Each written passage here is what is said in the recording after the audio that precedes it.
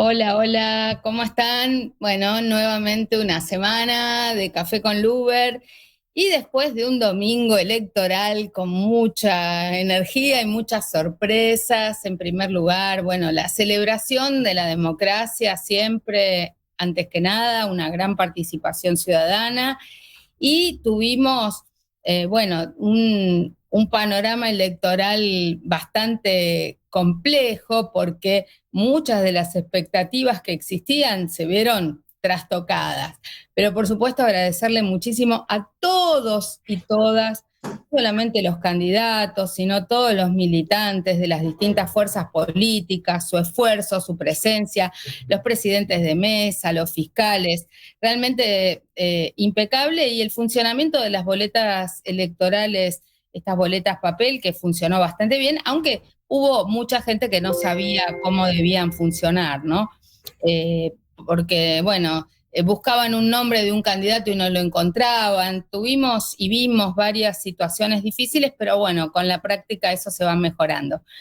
En el programa de hoy vamos a tener dos invitados muy especiales a los que les agradecemos muchísimo porque son expertos, analistas políticos y vienen llevando adelante una serie de investigaciones sobre la opinión pública desde hace muchísimos años para tratar de ver qué es lo que pasó en este panorama electoral y después, el día después, cómo se quedó compuesta el Senado de la Nación, la Cámara de Diputados, qué cambios se vienen y qué perspectivas vemos para la Argentina. Así que le damos la bienvenida en un primer lugar a un querido amigo de la casa, Tito Bachmann, que siempre nos apoya, nos acompaña y por supuesto, más allá de agradecerle, bueno, Tito, gracias por estar y la primera pregunta que te quiero hacer es, en las encuestas previas a esta contienda electoral,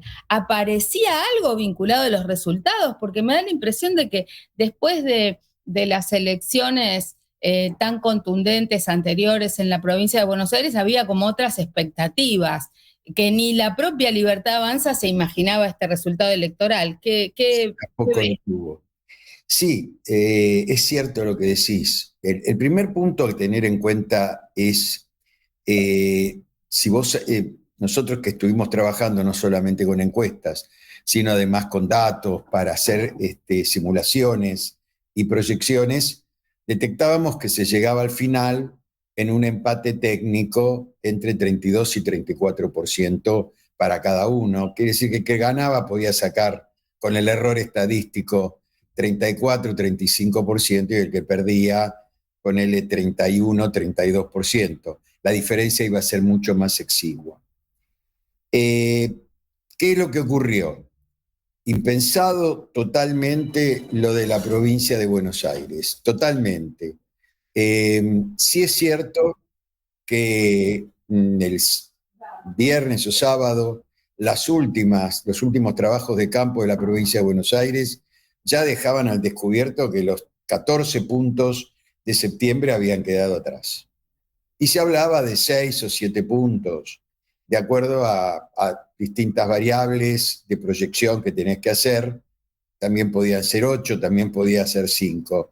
Yo pensaba más cerca del 6, 7, estábamos ahí, teniendo en cuenta especialmente que se venía dando, ya en las encuestas anteriores, se venía dando un crecimiento del votante de la Libertad Avanza, que no tuvo mucha participación, tuvo participación obviamente, pero que tuvo baja participación en las elecciones del 7 de septiembre, y faltaba especialmente en la tercera sección electoral, especialmente en la octava sección electoral, y también en la primera sección electoral, no había padrón de extranjeros. Los extranjeros pueden votar, o sea, los extranjeros que son residentes. En Argentina no es Estados Unidos. Para ser residente simplemente tenés que ir a sacarte un DNI, te dan un número de DNI de extranjero, eso te habilita para trabajar. Si vos no tenés DNI, no podés trabajar en relación de dependencia, ni podés sacar, digamos, tu monotributo, digamos, o monotributo social, por ejemplo. Ese padrón de extranjeros, que fue notablemente superior, fue el que explicó que la diferencia también fue sorprendente que haya llegado a 14 puntos, se esperaba un poco menos. Esto en la provincia de Buenos Aires, por lo cual cuando el resultado a las 6:30, 7 empezó a complicarse y empezó a bajar la diferencia, y de alguna encuesta que no sé de dónde la sacaron, que en algún momento tenía 15 puntos de ventaja, después tuvo 10, después tuvo 8, después tuvo 6, y así fue bajando hasta terminar en esta situación de empate. No sé cómo seguirá, ya no miré mucho más. En La Rioja, por ejemplo, con los datos que faltaban, se dio vuelta el resultado.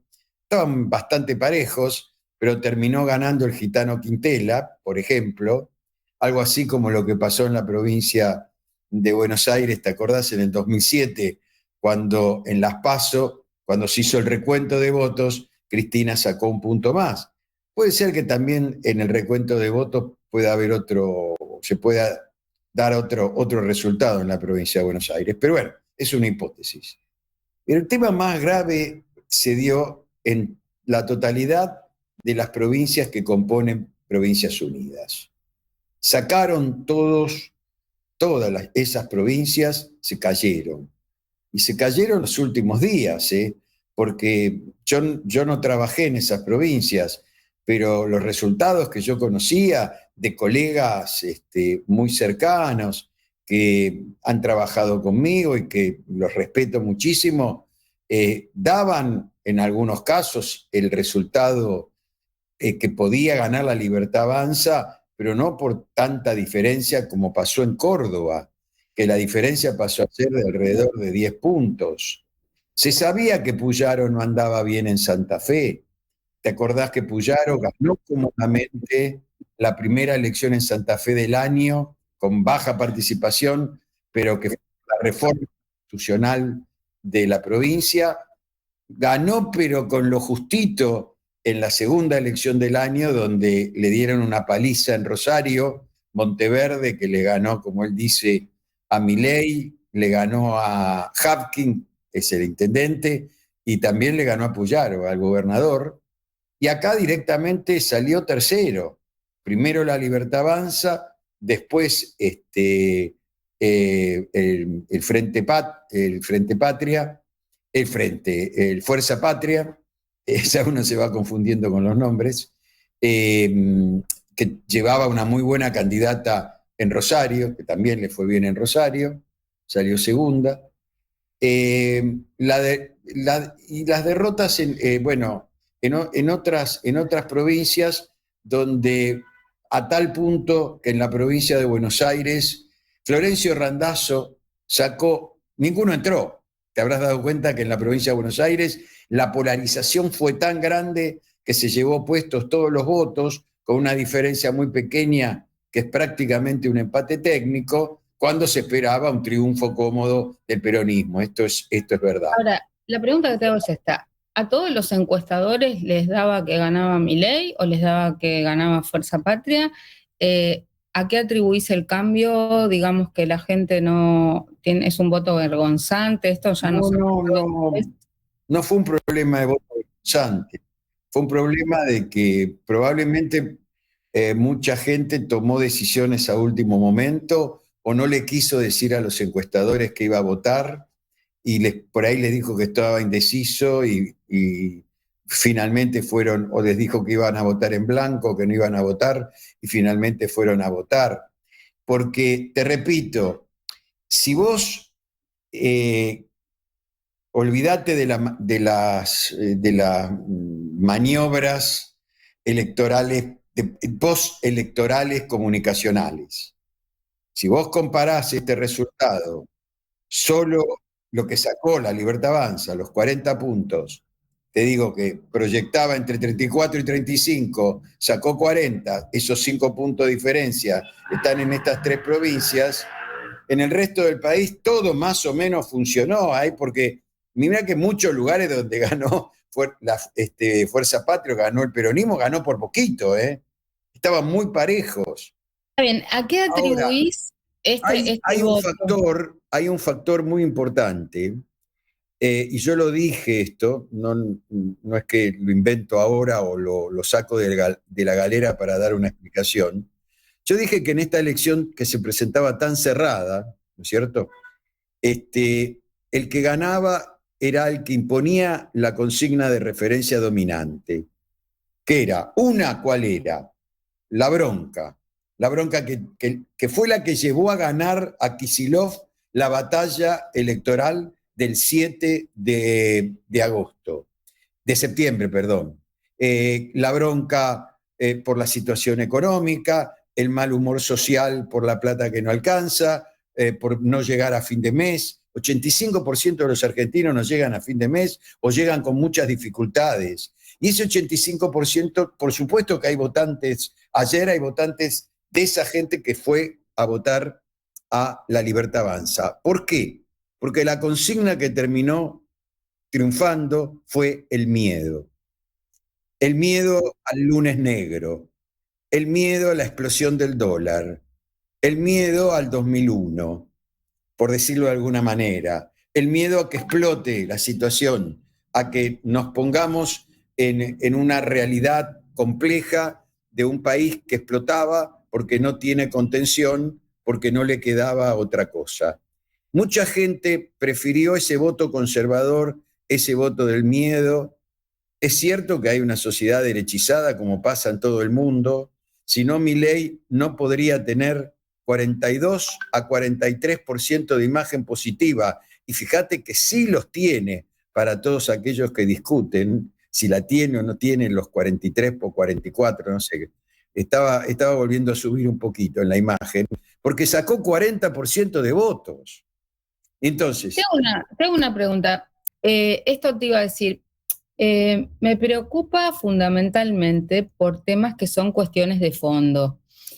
Es decir, una sociedad derechizada puede ser que prefiera pensar en el dólar o en el libre mercado, pero este es un programa dedicado a los derechos humanos, a temas que tienen que ver con el ambiente, el buen vivir, y nos preocupa fundamentalmente la falta de empatía en el voto con la situación de las personas con discapacidad, con la situación de los jubilados y las jubiladas, con la situación de la posible reforma laboral que se viene, con la situación de la reforma jubilatoria que se viene, con las agresiones a las mujeres, a las personas LGBT. O sea, como que por un lado, más allá de los méritos del gobierno, me parece que hay una dispersión de fuerzas y una división en la oposición que no supo representar las expectativas de, porque digo, si está, sí, ellos tienen 40%, sí, el otro 60% tiene otros principios, pero otros por supuesto, valores, otras ellos, visiones. por ¿Cómo puede supuesto. ser que ese 60% no hizo más fuerza para darnos Bueno, una solución alternativa, de ¿no? alguna manera, vos fijate cómo de pronto te aparece que a pesar de la gran polarización que hubo en la provincia de Buenos Aires, en la ciudad de Buenos Aires, Miriam Bregman entró como diputada con el 9% de los votos. Más del 9, sí, Más sí, del una 9, gran bueno, el elección de 10, la izquierda. es lo mismo, ¿no? Bueno, es un Este, montón. sí, es un montón, sea 9, sea 10, en la ciudad de Buenos Aires es mucho, es una de las ciudades de mayor porcentaje de padrón después de Córdoba y Santa Fe. Entonces, entonces vos te preguntás, ¿cómo hay un 10% de troscos? No, no hay un 10% de troscos en la ciudad de Buenos Aires. No son ni adeptos, ni adherentes, ni simpatizantes. Es gente que buscó algo distinto, que no quiere al peronismo, o que no encuentra lugar en este peronismo. Porque en parte en la provincia de Buenos Aires, cuando vos entrás a mirar los resultados, te vas a dar cuenta, así, esto te lo cuento porque yo lo viví personalmente en el año 2009 con Néstor Kirchner, cuando él hace esa candidatura testimonial y pierde, y cuando me pregunta a mí en una oportunidad, decime, Tito, ¿por qué razón puedo perder? Una sola, Néstor, la traición. ¿Qué significa la traición? ¿Qué significaba en ese momento la traición de los intendentes? Que Néstor Kirchner los había obligado a una testimonialidad que no leía las realidades de cada municipio, y el intendente se juega en su municipio el consejo deliberante que le da gobernabilidad. En esta elección, ¿qué pasó? Que en esto, bueno, es muy discutible porque la gobernabilidad de cada intendente ya estaba garantizada el 7 de septiembre. La gobernabilidad. O sea, los intendentes ganaron por knockout, no ganaron por puntos, ganaron por knockout el 7 de septiembre y garantizaron su gobernabilidad. Muchos intendentes, no me quiero meter porque ya tuve problemas por esto en ese año 2009, muchos intendentes utilizaron la máquina a medio vapor. ¿Por qué? Y te iba a decir por qué. Porque estaban enojados por la lista que Cristina pactó con Kicillof. Kicillof peleó mucho por su elección, peleó por tener los candidatos de la primera y la tercera para garantizar con un triunfo importante en la primera y la tercera ganar esa elección. No pensó que iba a ser tan importante la diferencia. Y después, cuando tuvo que negociar con Cristina, entregó la lista. Entonces, a mí me parece que ya mucha gente empieza a criticar al peronismo de la lapicera, al peronismo que no respeta a por qué no había en la lista del peronismo un par de intendentes, por qué en el primer lugar Jorge Tayana y en el cuarto lugar Grabois. Te estoy hablando desde la mentalidad de los intendentes. Bien. Pero el peronismo, más allá de esto, que es una excusa, pero vale, porque si vos mirás números te vas a dar cuenta que vale, porque hubo mucho menos votos en municipios muy importantes. El otro problema es que el peronismo tiene una situación difícil frente a él, tiene una cuestión identitaria por resolver y tiene un problema de liderazgo. Porque vos fijate que el peronismo se entera que van a hacer un escrutinio nacional, cuando no se puede hacer un escrutinio nacional, porque es una encuesta provincial, que solamente elige por provincias, en todas las provincias renueva la mitad de la Cámara de Diputados por DONT, y en 8 provincias renueva un tercio de los senadores, 2 por el que ganó, 1 por el que salió segundo. Ahora bien, cuando da la conferencia de prensa ayer, el jefe de gabinete, y además se cubre bien, él se cubrió, dijo, esto que voy a decir es por orden del señor presidente, y da los números nacionales donde lo pone a Fuerza Patria por un lado y a los peronismos del interior por otro, y a ciertos aliados del peronismo, como por ejemplo Santiago del Estero, donde es un acuerdo entre Zamora y el peronismo, porque en Santiago del Estero el vicegobernador es peronista, el que ganó. El resultado no era 40-32, sino que era 40-36. Estaba mucho más cercano a las proyecciones. ¿Y esto qué significa? El peronismo no tuvo ni la capacidad de unir marcas. Fue un festival de marcas del peronismo. Defendamos La Pampa, defendamos La Rioja, los tucumanos primero. ¿Cómo se llama? Gildo Infran usó la marca más Frente para la Victoria, ¿te acordás? Usó la desde el 2003. La sigue usando desde el 2003. Debe ser una cábala probablemente, porque a él le fue muy bien desde el 2003. Está ahí y va a seguir hasta que se canse. O lo saquen a las patadas. Este es un poco el tema, ¿no? La discusión de qué tipo de oposición necesita la Argentina, qué tipo de frente. Todas estas explicaciones, digamos que son debates intrapartidarios, ¿no? A mí lo que me preocupa es hacia afuera la falta de construcción de una alternativa y también, bueno, había muchas expectativas en el liderazgo de Kicillof, ayer tampoco pudo hilvanar un discurso muy potente para dar cuenta de estos manejos que también hizo comunicacionalmente la Libertad Avanza. Y me parece que lo importante es de qué manera se construye, no es simplemente con la lapicera, no es simplemente con un cuoteo, No, sino en la que cuota femenina, sí. no, pero no, me refiero al cuoteo intrapartidario. Es como una suma de bandas que se ponen de acuerdo, algunas quedan afuera, entonces arman otra lista y no hay proyecto colectivo, no hay un debate. Bueno, Digo, la vieja política tan denostada, cuando teníamos asambleas presenciales, espacios partidarios que funcionaban, congresos partidarios, se votaba una plataforma, unos perdían, otros ganaban, todos alineados dentro del partido. Acá se pelean entre tres, dos ganan, uno no está de acuerdo y se va y presenta y otra lista. presenta otro Hubo, partido. hubo tres, hubo tres presentaciones en distintas fuerzas políticas.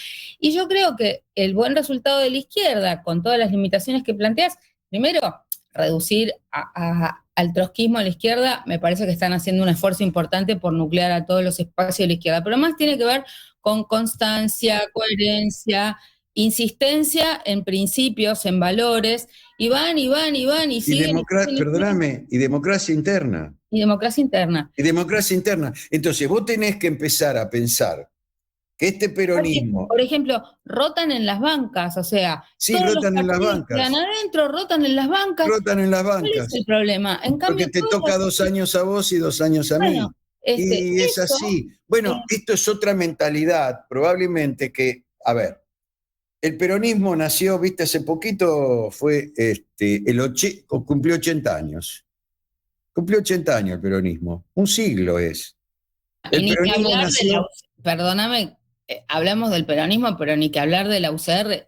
La UCR se quedó con 4 no diputados. existe La más. UCR, igual que la izquierda, tiene 4 Pero diputados. por eso, pero la izquierda pelea por esos 4 diputados. La UCR los tiene, ni muchos de ellos, además ya son radicales con peluca. Entonces, la UCR dejó de existir para algunos amigos míos, entre ellos Ricardo Alfonsín, que fue candidato en la provincia de Buenos Aires, por una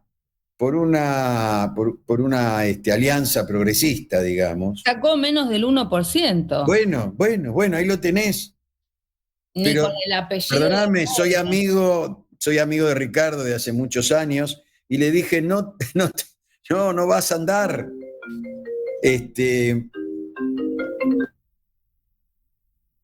Hola, Te estoy escuchando. ¿vos me escuchás? Estamos Bueno, cerrando, sí. sí, estamos cerrando, sí, porque yo me entré un llamado y Tus no sé. últimas reflexiones de cierre, a ver qué Quedan, por supuesto inspiración, que yo te qué doy buen los... mensaje le podemos dar a quienes defendemos los derechos humanos, los derechos de las personas Sí, con no discapacidad. hay que abandonarlo eso. Eso es lo que me quedaba para el final. ¿Cómo puede ser que haya sacado 50% en la ciudad de Buenos Aires Patricia Bullrich con la represión que está haciendo a los sectores más desprotegidos de la sociedad? Los, los más viejos, los jubilados, la gente con discapacidades, los estudiantes. ¿Cómo puede ser? ¿Cómo puede ser que la ciudad de Buenos Aires siga votando a gente como Patricia Bullrich, que cree en la represión, no cree en el diálogo?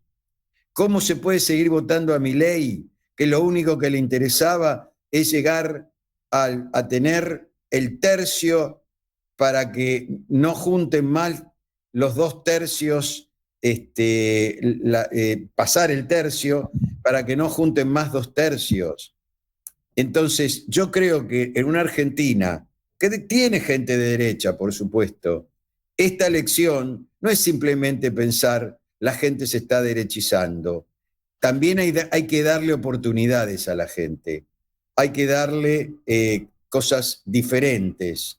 hay que darle un peronismo diferente si el peronismo es capaz de hacerlo. Y si no, debe armarse un frente distinto. Hay muchas opciones de aquí en adelante.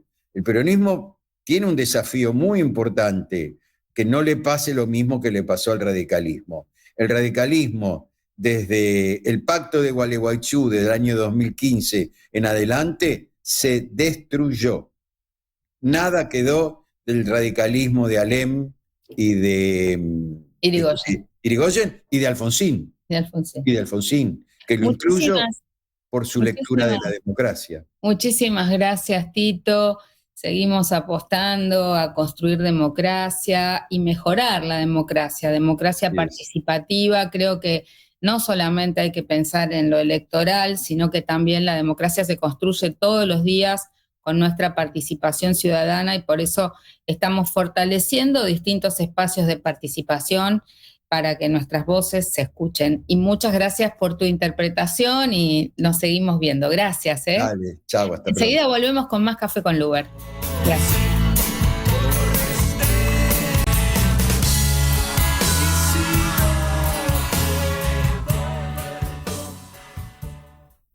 Y seguimos en Café con Luber, analizando la realidad nacional el día después de las elecciones, y para eso también la tenemos a otra gran amiga de la casa, que es Analía del Franco, otra gran analista política.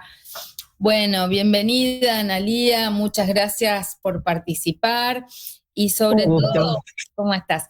Queda un panorama en la Cámara de Diputados y de Senadores con algunos cambios. Nos ocupa y nos preocupa la situación de los derechos humanos en la Argentina con este nuevo panorama, ¿no? ¿Qué viste en las encuestas previas a la elección y qué interpretación tenés de los resultados? Bueno, en las encuestas previas realmente en muchos casos dieron una situación distinta, ¿no? En muchos casos, con una alerta, porque había una alerta en decir, bueno, había muchos indecisos en algunas provincias, por ejemplo, en la provincia de Buenos Aires había muchos indecisos, pero lo que nosotros, creo que había un dato que, no sé, que por ahí pasó quizás como desapercibido, y es lo que sucedía cuando hacíamos los grupos focales, los focus groups, donde realmente en muchos casos, en muchos distritos, la gente, obviamente todos, en todos lados hay una desazón, una sensación de mal humor, una queja continua en lo que tiene que ver con lo que nosotros decimos el metro cuadrado de cada uno. Eso es innegable. Ahora, lo que sucede es que efectivamente esto políticamente nos llevó a decir, bueno, no, con este estoy mal, bueno, ahora a ver, le apuesto a este, ¿no? A este otro. Suceden varias cosas. La verdad es que a 2 años, no, en muchos casos, mejor dicho, en pocos casos, se le ha dicho no a un presidente. Es el caso de la Rúa, que se le dijo no, ¿no? Y perdió, por ejemplo. Entonces, es como uno, la hipótesis que uno podría tener era, bueno, no, realmente, si hay una situación tan crítica, ¿no? Digamos, hay como una opción de decir, bueno, voy a ir por otra opción. Entonces, ¿qué pasó? En la provincia de Buenos Aires, por ejemplo, o en otros muchos casos, la gente, cuando uno le preguntaba, decía, bueno, voy a votar a fulano, a mengano, terceros, cuartos, quintos candidatos. Pero después se polarizó. Entonces, esos que no querían justamente votar ni a la Libertad de Avanza, ni a Fuerza Patria, finalmente optaron. Realmente esto, ¿no? En líneas generales lo que quiero decir es que, bueno, esto fue para mí un plebiscito al gobierno, decir, bueno, sí, seguí, te doy chance, te doy esta oportunidad, seguí. Y bueno, eso, definitivamente. Y del otro lado no había nada que atrajera. Bueno. ¿Cómo es el panorama a nivel de las provincias? ¿Qué pasa con la provincia de Buenos Aires? ¿Y qué pasa también ¿cómo puede ser que hay provincias donde contundentemente hay fuerzas que se mantienen vivas y con el, digamos, con el control de su provincia, como es, no sé, Santiago del Estero, Tucumán Tucumán, y Formosa. Formosa? 3, sí. Bueno, pero son esquemas.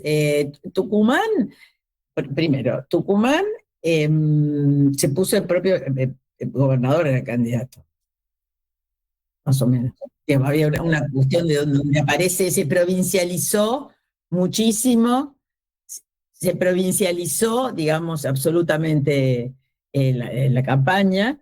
Y bueno, y además ellos tienen, digamos, una relación de nivel de satisfacción importante como gobierno. Y lograron provincializarla, lograron provincializarla. En el caso de Formosa, lo mismo, provincializa todo el tiempo. Y en el caso de Santiago del Estero, bueno, ahí además se elegía gobernador, ¿no? Era como una situación distinta, casi diferente. Entonces, bueno, muy probablemente la campaña puede haber estado también como confundida. Pero bueno, el caso de Corrientes, por ejemplo, donde la Libertad Avanza en la última elección a gobernador sacó 8 puntos y ahora sacó 32, ¿no? Digo, como que está todo absolutamente segmentado. Ya sabemos hace mucho tiempo y lo venimos siempre conversando que hoy por hoy no es la política de hace 20, 25 años, no hay voto cautivo, hay voto de oportunidad, el famoso voto volátil, que yo lo llamaré de oportunidad, porque no es que va volátil, dice, esto me viene bien ahora, esto me viene bien ahora, ¿no? Ahora voto para la provincia, ahora voto contra el peronismo nacional. Entonces, bueno, yo creo que esa es la situación en la que la política tiene que entender que está el electorado. Un voto de oportunidad. Ahora, esto se podría decir, entonces las encuestas no sirven más porque la gente va volatilizando. ¿Para qué deberían servir las encuestas cuando, no solo para saber si uno va a ganar o perder, sino qué orientación o los focus group deberían darle a los políticos y a las políticas, que me parece que no están escuchando bien los mensajes de la sociedad, ¿no? Sí. Bueno, las encuestas podrían agarrar este voto volátil porque uno saca fotos, ¿no? Entonces, para poner la provincia de Buenos Aires. La provincia de Buenos Aires sacó 14 puntos en septiembre. Uno, hace 20 años podría decir, bueno, se supone que el arrastre hace que la gente vote lo mismo. Con este tema de la volatilidad, la gente va votando cualquier cosa, no, pero cosas diferentes. La campaña un mes y medio antes se medía y estaba casi 12, 13 puntos. Al correr de los días, de las semanas, y yo no medí hasta último momento, pero colegas míos que midieron hasta el día anterior, bueno, cada vez se achicaba más. La diferencia terminó en 4. Bueno, digo, hay un indicador, o sea, eso estaba, eso se dio, se fijó, se hizo, y lo que nosotros llamamos los clientes, o sea, que son los políticos que contratan las encuestas, ese dato lo tenían, ¿no? Absolutamente. O sea, que se va. Lo que pasa, bueno, que no, obviamente, como decimos siempre, no todo se publica, pero se supone que las encuestas tienen que agarrar ese voto volátil, absolutamente tienen que agarrarlo. Bueno, ahora nos encontramos con una nueva composición del Senado, una nueva composición de la Cámara de Diputados. ¿Qué se puede esperar en esto que vendrá? Y mirá, yo tomé referencia con el cierre que hizo ayer el presidente. Una señal totalmente cambiada de lo que venía haciendo en los últimos 15 días, se sacó la campera, se puso un traje, no gritó, y dio no te voy a decir que tendió casi un puente de plata para lo que es él, o como ellos digamos, posicionaban siempre, en relación a una cuestión de gobernabilidad, de convocatoria a los gobernadores, ¿no? Abrió un poquito el juego. Bueno, lo que se trata es de que lo haga, digamos, Pero realmente. igualmente lo que anunció es reforma laboral, reforma previsional, reforma fiscal. y básicamente, no sé, vienen golpeados los jubilados. Y ahora la reforma previsional lo que están anunciando es que van a prorrogar la edad jubilatoria hasta los 70 para mujeres y varones, o sea que nosotras golpeadas, golpeadas totalmente. Además, como niega la brecha de género, no va a tener en cuenta que las mujeres hacemos el doble de tarea, el trabajo doméstico, o sea, es como todo esto que es un bagaje de construcción histórica de tantos años, se va por la basura. Una persona que tenía derecho de jubilarse ahora no se va a poder jubilar más, va a arrasar con los regímenes jubilatorios especiales. Suponete, nosotros los docentes universitarios aportamos más que el resto de los trabajadores y por eso normalmente nos jubilamos con un 82%, pero no es un privilegio porque yo durante toda mis 40 años de docente aporté más. Bueno, todo eso pareciera que va a entrar a ser arrasado. Y bueno, no sé, acaban de aprobar en Grecia una reforma laboral que permite 13 horas de trabajo diario. Yo me parece que vamos por ese camino, ¿no? ¿Qué mandatos se están dando desde el Fondo Monetario? ¿Qué significa el apoyo de Trump en relación a Milei? ¿Y en qué medida también eso incidió en este resultado electoral? Bueno, lo primero que yo diría es que haya trabajo, porque digamos lo que nosotros vamos viendo, va viendo es una empresas que se van, despidos, bueno, Empresas nacionales que cierran, ¿no? empresas pymes que cierran. Entonces, bueno, lo primero, mínimamente, creo que apostar a una planificación, a una política que no solamente sea financiera y de ver cómo nos matamos para digamos, honrar nuestras deudas, sino también tratar hacer políticas internas que promuevan y, ¿no? Digamos, y le den lugar a que no sucedan estas cuestiones de cierre de empresas, de hecho, bueno, Argentina. Eso me parece como que es lo principal y es la gran demanda, además. Honrar nuestras deudas. Están adquiriendo deudas que son deudas electorales. Bueno, lo dije de una manera... No, pero a ver, la verdad que la deuda que contrajo Macri en el 2018, que la pagamos, y la deuda que ahora se contraigan por el préstamo o el canje de dinero que le hace Trump, la verdad que fue un dinero aplicado a la timba financiera que no va en beneficio del pueblo y por qué lo tenemos que pagar todos. Es todo un cuestionamiento complicado. Bueno, no sé si la gente que votó en esta dirección no lo ve. Yo creo que tenían mucho miedo a que estallara el dólar. La subida del dólar en los días previos, yo no sé si es una especulación del mercado que también tenía que ver con apoyar que se generara este efecto miedo, ¿no? Bueno, podría haber salido mal, porque en definitiva también le podría haber salido, bueno, no, mira, estos no pueden controlar nada.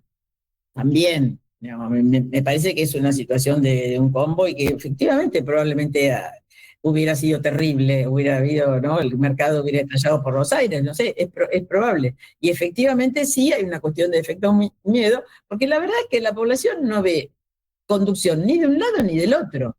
O sea, el gobierno bien, pero algunas cuestiones, pero lo que ya está pidiendo hace tiempo, que es, bueno, dejando de lado todo lo que sucedió con la discapacidad, ¿no?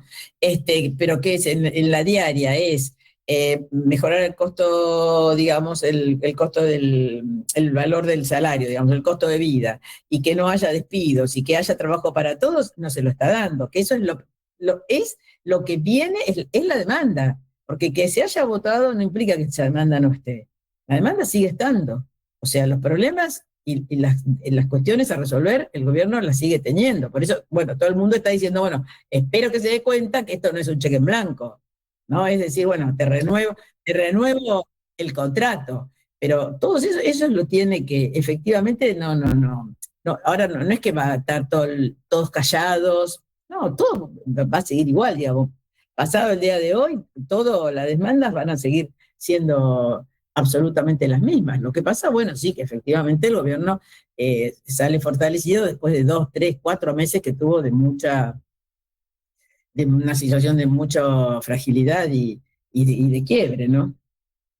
Ahora, es impactante la fuerte polarización y también para muchos es sorprendente que haya quedado como tercera fuerza a la izquierda en dos distritos tan importantes como la ciudad de Buenos Aires y como la provincia de Buenos Aires, desplazando también a otras fuerzas políticas, ¿no? Que la UCR se quede con 4 diputados, igual que la izquierda que tiene 4 diputados, es, no sé, llamativo por lo menos. Bueno, la izquierda, el FIP, el FIP específicamente de Nicolás del Caño y Miriam Bregman, tienen su mejor performance siempre, siempre, siempre en el ámbito legislativo, en las elecciones legislativas. Hay mucha gente que los vota para que estén en el Congreso, para que presenten sus posturas, ¿no? Digo, después en el Ejecutivo no se los vota, pero sí para que sean una voz. Y realmente, bueno, si uno se pone a pensar, primero, son más conocidos. Hay mucha gente, digo, hace muchos años que están son del menú de candidatos. Son muy claros en el aspecto, si yo quiero acá y siempre lo mismo, que puede ser una crítica a veces, que no salen nunca de su carril, y otras veces funciona. Y bueno, también hay mucha gente que no quería votar peronismo, porque en la provincia de Buenos Aires, Ciudad de Buenos Aires, hay sectores de izquierda, es más, digamos, es bastante común que se vote, y sobre todo la candidata es una candidata que entre las mujeres tiene mucho peso, Miriam Bregman, pero en la provincia de Buenos Aires hay mucha gente que para ahí no quería votar al peronismo, pero prefería votar a alguien, digamos, que defienda a los sectores populares, y obviamente los vota a ellos, sí, no había otras oportunidades más que, bueno, Manuela, pero también que podía haber sido, pero bueno, tiene mucha menos presencia y relevancia. Después todos los demás eran, digamos, situaciones medio muy, muy nuevas. Está bien que sean nuevas porque está bien que haya oportunidades, pero en la primera de una no los van a votar. Es así, es muy difícil. Después está López Murphy, pero López y contra María Eugenia Talerico. Digo, pueden ser, pero digamos, López Murphy tampoco es el candidato atractivo para las nuevas generaciones. O sea, bueno, habría que ver punto por punto, pero bueno, cuesta también instalarse y posicionarse políticamente como alternativa. Por eso se polariza. Igual algunos es como que ya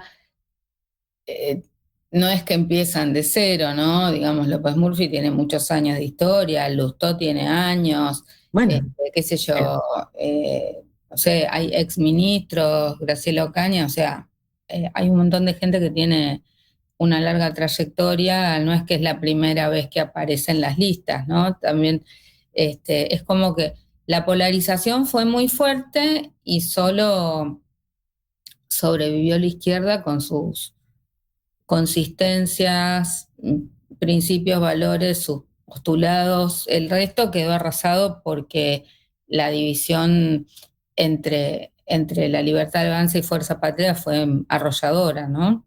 La gente creyó que ahí era el debate principal. bueno, es que justamente como en general en la provincia de Buenos Aires, lo que probablemente para el 40% de la población, lo que se quiso es que no avance el kirchnerismo, obviamente lo mejor era votar a la Libertad de Avanza. Pero la marca hizo lo que quiso, porque se votó 40% de votos a eh, a una lista que primero tuvo un candidato, el candidato salió por corrupto, después tuvo otro candidato que casi no tuvo tiempo, con la compañera que también era una candidata medio complicada, y ahí fue la marca. Ahora, ahí ganó la marca. Ahí ganó la marca. ¿Cómo interpretás vos, digamos, todo el tema del financiamiento del narcotráfico, una lista? No es solamente el caso de Esper, también hay un caso de una diputada que ganó en Río Negro. Todas las acusaciones por el tema del 3% en Andis, todo esto ahora queda borrado, lavado y se corre por el hecho, bueno, por el hecho de haber ganado la elección. No, para el 60% de la población no se corre. Y para el 40%, digamos, que votó, eh, tampoco, tampoco antes era un tema. Porque cuando vos sos del núcleo duro de cualquier partido, de esto, de cualquiera, eh, justificás, justificás. Entonces, bueno, entonces se justifica, sí, pero no, pero digo, finalmente lo que yo escucho, ¿no? Y en los focus groups suben, bueno, no, es que son cosas que le hace el kirchnerismo, no, son cosas que le hizo Grabois, no, no, digo, para hablar específicamente de la provincia de Buenos Aires. El 40% justifica y el 60% va a seguir demandando. Es así, tampoco es que se acaba el mundo, o sea, esto es una elección y seguirá habiendo transacciones, absolutamente. Bueno, contame cómo ves lo que va a pasar en el Congreso de ahora en más, qué cosas cambiaron hoy, qué le cambió hoy a los argentinos. El dólar bajó, no sé si eso era lo que querían los votantes, ahí hay un resultado concreto, pero ¿qué más? No, yo creo que estructuralmente no les cambió nada, no nos cambia nada. Creo que, como vos bien dijiste, salimos de un pico de neurosis importante toda la semana pasada y hace 15 días respecto de, bueno, ¿qué va a pasar si le van a dar o no? Yo sinceramente digo, es que acá lo que era es, ¿va a volver el kirchnerismo? Esa era la pregunta, que no daba ninguna garantía, ¿no? Digo, diferente era cuando fue la elección de la provincia de Buenos Aires para autoridades provinciales, para legisladores provinciales, donde aparecía digamos, la cara, digamos, de las 8 elecciones que hubo en la provincia de Buenos Aires, eran caras conocidas, caras de gente, digamos, que compartían la sección, que compartían el municipio, ¿no? Intendentes que laburan, bueno, era otra cuestión. Ahora bueno, esto que decimos antes, bueno, no, va a volver una situación otra vez, como hace 1 año y medio, que tampoco estábamos contentos, que teníamos el dólar tan alto. Bueno, se arma todo un imaginario que evidentemente, y el antiperonismo que existe siempre, digamos, bueno, entonces eso me parece que es lo que hizo, ese pico de neurosis que hubo, bueno, llevó a esta situación. Pero en realidad después no cambia absolutamente nada, porque los problemas, como te digo, siguen absolutamente existiendo, y yo entiendo que va a seguir la misma situación de demanda que había antes, digamos. Yo creo que hasta casi te diría que fortalece este dato, obviamente fortalece más al interior de la Libertad Avanza, ¿no? Como cualquier organización le puede ganar, lo cohesiona, bueno, que lo que resuelve a nivel país. Yo creo que hay una situación ahora expectante. Expectante, bueno, ¿qué hace con esta revalidación el presidente? ¿Qué surgía de las encuestas más en profundidad, de las expectativas de la gente en relación a lo que debe venir? ¿Qué le pide al gobierno y qué le pide a la oposición, o qué le pide a la política, qué le pide a las instituciones? ¿Qué surge de las encuestas que ustedes manejan? Y lo que se pide, se dejó de pedir que baje la inflación, que era el tema, para pasar a pedir situaciones que tienen que ver con trabajo, costo de vida, como decíamos antes, eh, y apareció después esta cuestión como de certidumbre, ¿no? Que haya certidumbre, y apareció también algo en el último tiempo que tenía que ver con la corrupción. Pero bueno, si uno empieza a hilar fino, la corrupción asociada al gobierno actual, con algunas cuestiones, con lo del 3% y demás, pero también la corrupción se relaciona con el gobierno anterior, digamos, ¿no? Entonces, además, si uno ve en los medios, también apareció en los últimos tiempos mucho el tema de Cristina, ¿no? y sus causas y demás, y como que está muy, muy presente. Y bueno, entonces el tema de la corrupción, cuando uno le pregunta sobre las demandas, y lo que quiere que se resuelvan, es un tema. Pero por sobre todo la situación, mejorar la situación económica, que yo creo que eso fue lo que también confundió un poco, y de alguna manera, y yo me incluyo, es lo que yo consideré que iba a sostener finalmente el móvil del votante, ¿no? Esta cuestión de, bueno, Pero evidentemente no hay otra propuesta interesante que diga para dónde vamos ahora. Bueno, entonces sigamos con esta porque lo inmediatamente anterior tampoco nos gustaba. Pero esas son las demandas, eso es lo que demanda. No hay ninguna demanda ni de que sea fulano, ni de que sea mengano, ni de que sea que el Congreso esté formado por tal o por cual. No, digamos, acá lo que se solicita son soluciones y resolverme, y sobre todo mucho a nivel individual. Bueno, Analía, te agradezco muchísimo la participación de hoy y tus reflexiones. No sé si querés agregar algo más.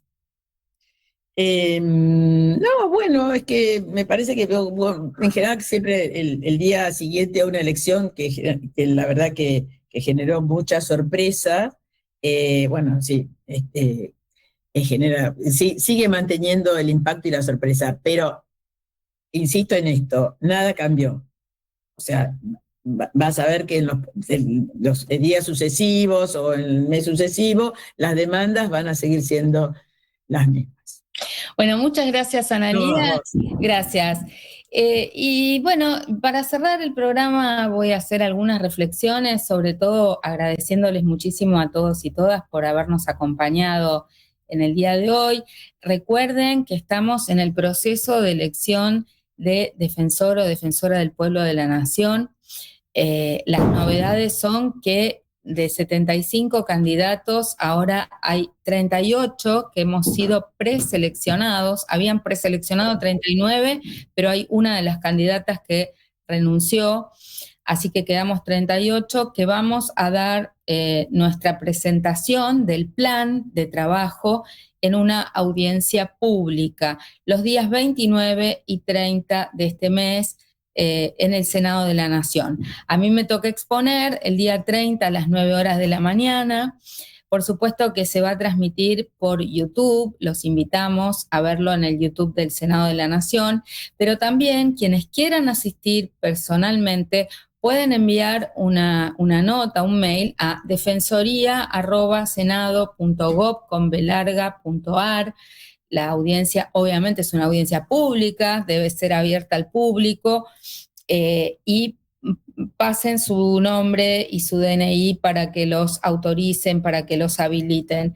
Yo quiero agradecer muchísimo a todos los que mandaron adhesiones y apoyos para mi candidatura, desde Jujuy hasta Tierra del Fuego, de organizaciones de mujeres, de migrantes, de afrodescendientes, de indígenas, ecologistas, de derechos humanos, cooperativas, de usuarios y consumidores, y especialmente agradecer a los que luego se sumaron a proponer ideas participativamente para nuestro Plan Federal Estratégico de Trabajo que ya hemos presentado el día viernes. Así que nos mantenemos al habla en nuestras redes sociales. Espero verlos a todos y todas este jueves en esa audiencia pública. Y bueno, que sea todo muy bueno de aquí en adelante para la Argentina, y sobre todo, si quieren que defendamos derechos humanos, derechos de usuarios y consumidores, el derecho al ambiente, la no discriminación, espero que el Congreso de la Nación tenga en cuenta nuestra postulación para ejercer ese liderazgo desde la Defensoría del Pueblo. Un beso grande y hasta la semana que viene.